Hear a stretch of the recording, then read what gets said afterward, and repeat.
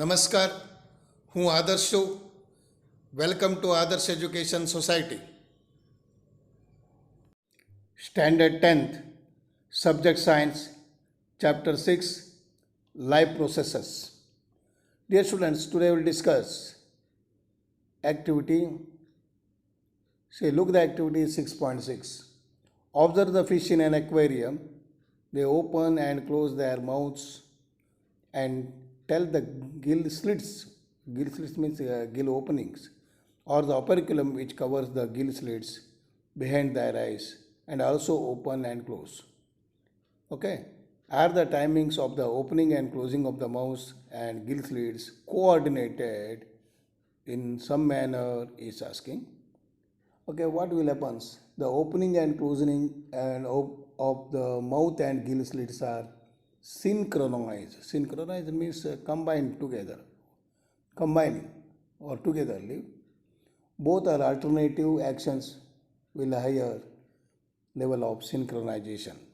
Okay, then count the number of the times of the fish opens and closes its mouth a minute. So it depends upon the type of the fish what we are observing. Compare this to the number of the times you breathe in and out in a minute. The rate of the breathing in the fishes is much faster than the human. See, our rate of breathing is 14 to 18. 14 to 18 minutes, 14 to 18 breaths per minutes. Okay. Okay, now we will continue here. Since the amount of dissolved oxygen is fairly low compared to the amount of oxygen in the air, you know that dissolved oxygen is lower than the air in the oxygen in the air. So the rate of the breathing in aquatic organisms is much faster than the terrestrial organisms. Terrestrial means land organisms. So that is why fishes has to take more fastly. Fishes take in water through their mouths and force it fast the gills.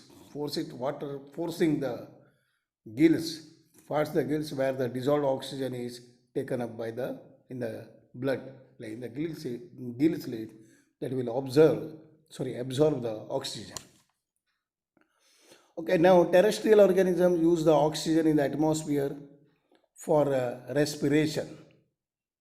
Okay, this oxygen is absorbed by the different organs in different animals. See, terrestrial organisms are using the oxygen in the atmosphere in different organs will be there.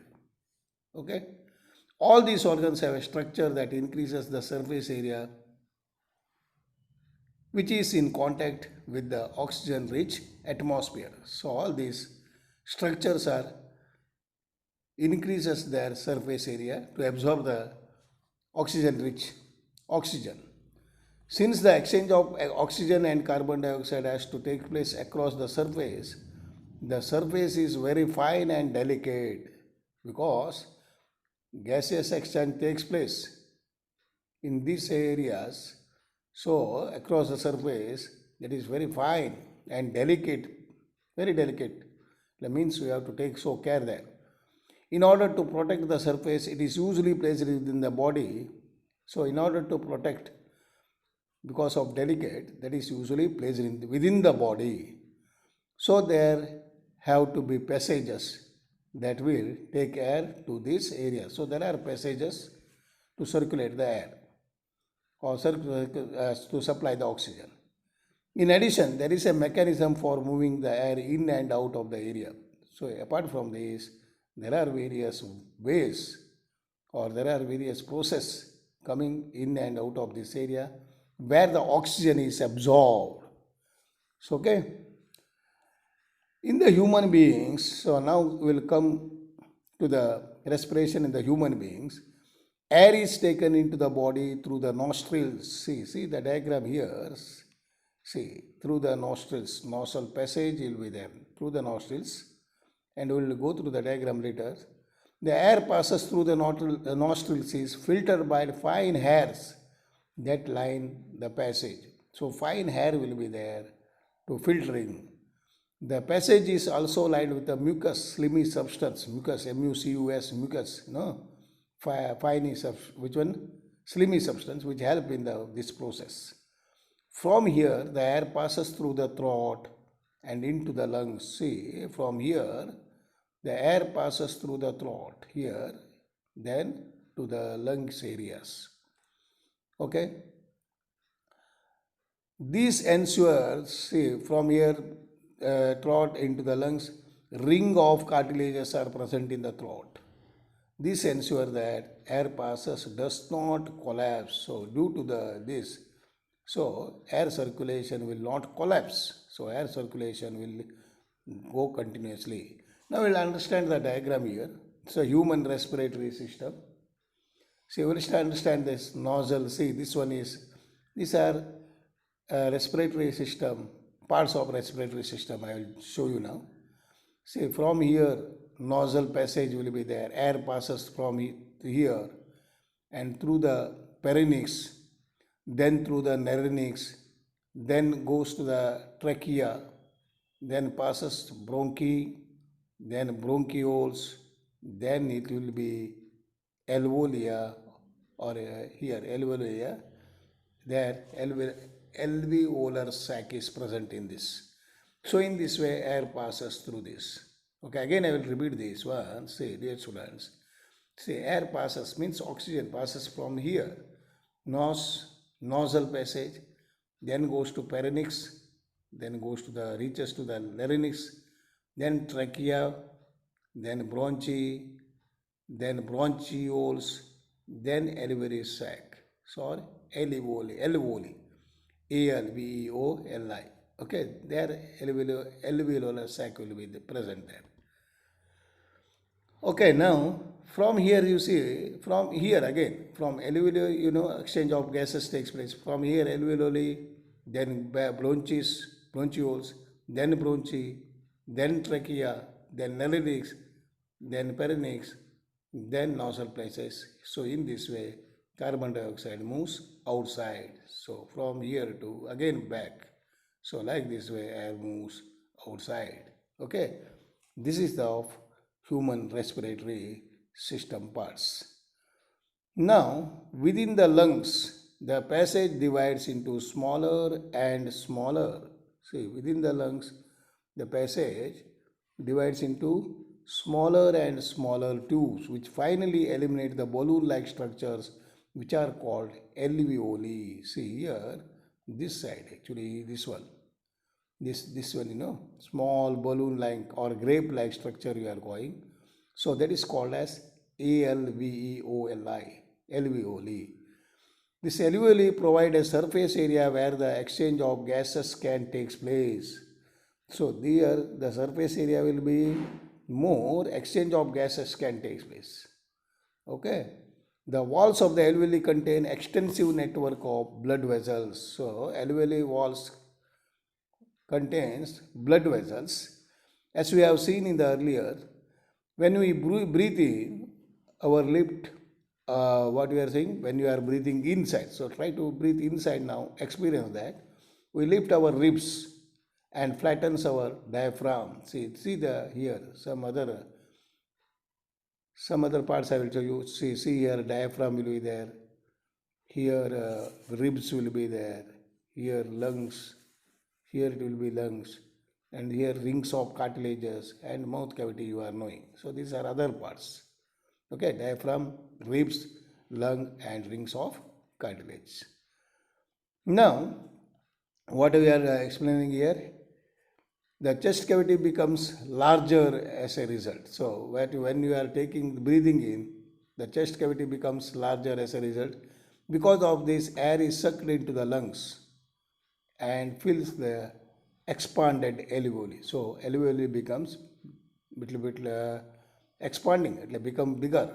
The blood brings carbon dioxide from the rest of the body for release into the alveoli. So what will do? The blood also bring carbon dioxide to the alveoli. So okay. And the blood brings carbon dioxide to the alveoli, and oxygen in the alveolar sac is taken by the blood in the alveolar blood vessels to be transported all the cells in the body. So from here, it's from the oxygen also supplying to all other parts of the body. Okay. So in this way, exchange of gases takes place in the alveoli or alveolar sacs. During the breathing cycle, during the breathing cycle, when air is taken in left and out. Okay. The lungs always contain a residual volume of air so that there is a sufficient time for oxygen to be absorbed and for the carbon dioxide is released when you are doing the heavy works.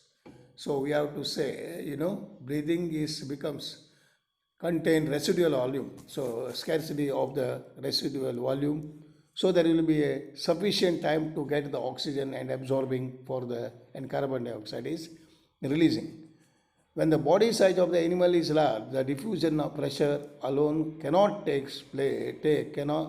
take care of oxygen delivery to all the parts of the body. See, due to the large size animals, the diffusion pressure will not be work out.